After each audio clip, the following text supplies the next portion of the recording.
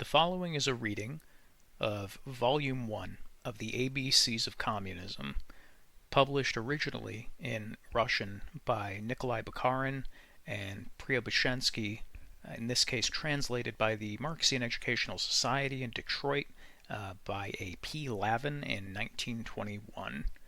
In this case, I'm going to skip the preface and go right into the actual meat of the material. This text was written in Moscow with the signature of Bukharin and Preobrazhensky stating that it was finished on October 15th, 1919. Part 1 is the development and decline of capitalism. What is a program? Every party pursues a definite end, be it a party of landlords or capitalists, be it a party of workers or peasants. The same thing holds. Every party must have its aims, otherwise it is not a party. If it is a party which represents the interests of landlords, it will pursue the aims of the landlords. How to maintain their ownership of the land, how to keep the peasants in check, how to sell the grain of the owners at increased prices, how to obtain higher rents, and how to secure cheap agricultural workers. If it is a party of capitalists or manufacturers, it will likewise have its own ends in view: to get cheap labor, to bridle the factory workers, to discover ways by which goods can be sold at the highest possible price, and above all, to so arrange matters that the idea of establishing a new society will not occur to the workers, that they will believe that there have always been masters, and that there always will be. That is the aim of the employers. It is evident that the workers and peasants must have a wholly different aim, because their interests are different. What is good for Russians is bad for Germans, is a Russian proverb. This can be more truly rendered: what is good for workers is bad for landlords and capitalists. That means that the workers have one end in view, the capitalists another, and the landlords still another.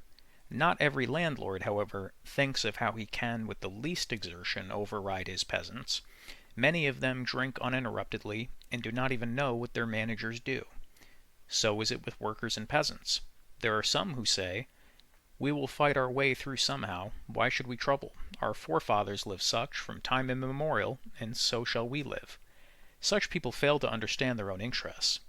There are others, on the other hand, who consider the question how their interests can best be advanced, and who organize themselves in a party. The whole working class, therefore, does not belong to the party, but its best and most energetic members do. These members lead the others. To the Workers' Party, i.e. the Bolsheviks, the best workers and peasants attach themselves. To the party of the landlords and capitalists, the Cadets, the Party of People's Freedom, etc., the most energetic landlords, capitalists and their servants, lawyers, professors, officers, etc. belong. Consequently, every party represents the most thoughtful members of its class. Therefore, a landlord or capitalist who is in an organized party can better fight workers and peasants than one who is not. Similarly, organized workers can more successfully fight capitalists and landlords than those who are unorganized. The former have reflected upon the aims and the interests of the working class, and they know how these interests can best be served, and they know the shortest way to the goal. All those aims which a party strives to realize while representing the interests of its class constitute a party program. In the program is therefore shown what a certain class aspires to. In the program of the Communist Party is consequently shown what the workers and poor peasants strive for. A program is a most important thing for a party. From a program we can always ascertain whose interests are being represented by the party to which the program belongs. What was the nature of our old program? Our present party program was adopted at the 8th Congress of the party, which ended in March 1919. Until that time we had no definite written program. There was only the old program, which was worked out at the Second Congress of the party in 1903. When this program was written, Bolsheviks and Mensheviks formed one party with one program. At that time, the working class first began to organize, and large works were few in number. It was still a disputed question whether the working class would grow much more numerous. The fathers of the present Socialist Revolutionary Party believed that the working class could not be developed in Russia, and that factories and workshops would not multiply. The Marxists, then called the Social Democrats, as well as future Bolsheviks, and also later the Mensheviks, maintained, on the other hand, that in Russia, as in all other lands, the working class would increase and that it would form the principal revolutionary power. Events have shown how the views of the socialist revolutionaries were wrong and those of the Social Democrats were right. But when the Social Democrats of the time drew up their program at the Second Congress of the party, in the drawing up of which program Lenin, Plekhanov, and others took part, the working class was not yet very powerful. Therefore, no one thought at that time that it would be possible to immediately proceed to the overthrow of the bourgeoisie. At that time, all were agreed that it would be well to break the back of Tsarism, to fight for the unionizing of workers and peasants, to win an 8-hour day, and to strike at the landlords whenever possible.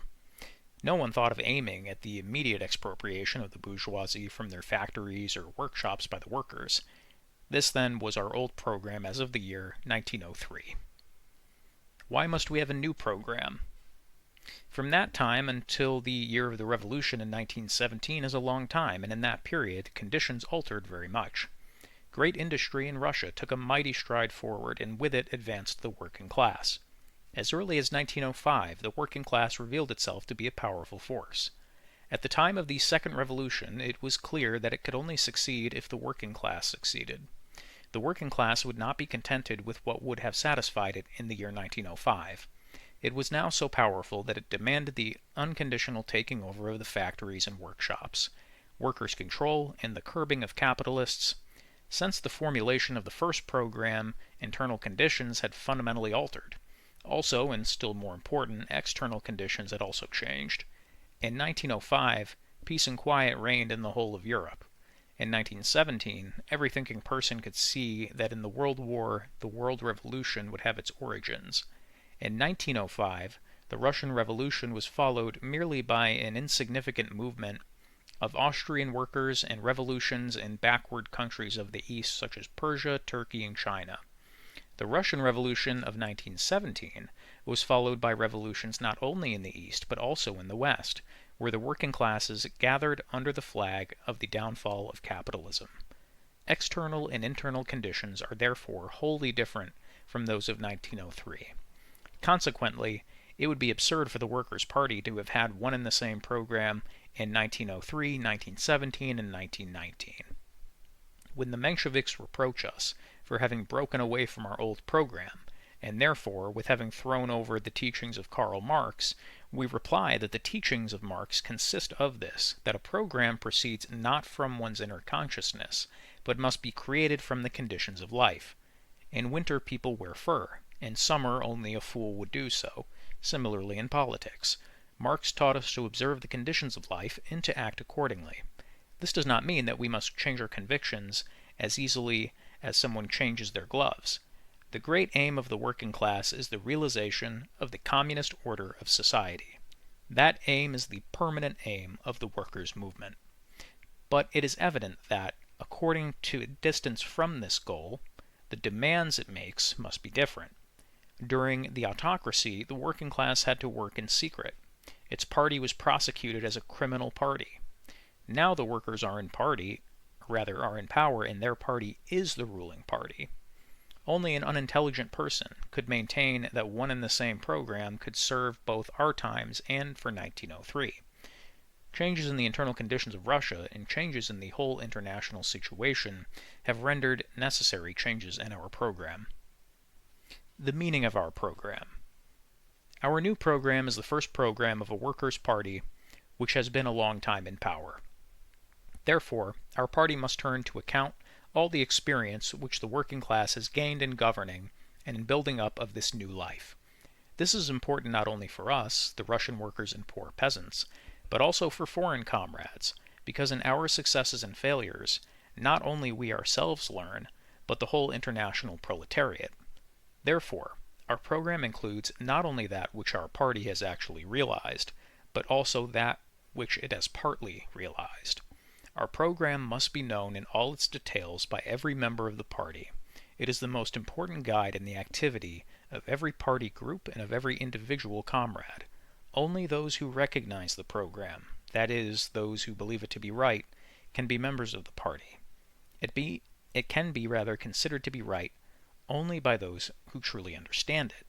There are naturally many people who would have never seen the program, but nevertheless insinuate themselves into the ranks of the communists and who swear by communism, but who are at the same time animated only by a desire to acquire wealth or to secure a comfortable position. We do not want such members. They only injure our cause. Without a knowledge of the program, no one can be a real communist or Bolshevik. Every class-conscious Russian worker and poor peasant must therefore know the program of our party, and every foreign proletarian must study it in order to turn to account the experiences of the Russian Revolution. The scientific character of our progress. We have already said that a program must be constructed from the actual conditions of life and not merely thought out in a study. Before Marx, those who represented the interests of the working people often drew wonderful pictures of a future paradise, but did not ask themselves how this paradise was to be achieved, or which road thereto should be taken by workers and peasants. Marx introduced a wholly different method. He took the unjust and barbarous system of society which had obtained the whole world, and inquired as to how it had been created. Just as we should take a machine and examine it, so Marx examined the capitalist system of society, in which manufacturers and landlords rule and in which workers and peasants are oppressed. If we see that two wheels of a machine impinge upon each other, and that with every revolution they will catch each other more and more, we can say with certainty that the machine will break and come to a standstill. Marx examined not a machine but the capitalist system of society, observing its life and seeing how it was dominated by capital. From this study he perceived clearly that capitalism was digging its own grave, that the machine would break, and that it would break in consequence of the inevitable rising of the workers, who would rearrange the whole world according to their own desires. Marx bade his followers above all to study life as it is, as only by doing this can we draw a correct program. It is therefore self-evident that our program must begin with a description of the rule of capital. The rule of capital in Russia is now overthrown. That which Marx foretold is unfolding before our very eyes. The old order crashes, crowns have fallen from the heads of kings and kaisers. Everywhere workers are marching to revolution and setting up Soviet power. In order to understand exactly how this has come about, we must know the nature of capitalist society. Then we shall see that it must inevitably break up. When we have recognized that there can be no going back to the old regime, and that victory of the workers is certain, we shall prosecute with more strength and determination the fight for a new order of society. The next section, which we will cover in the next video, is Chapter 1, the Capitalist System of Society.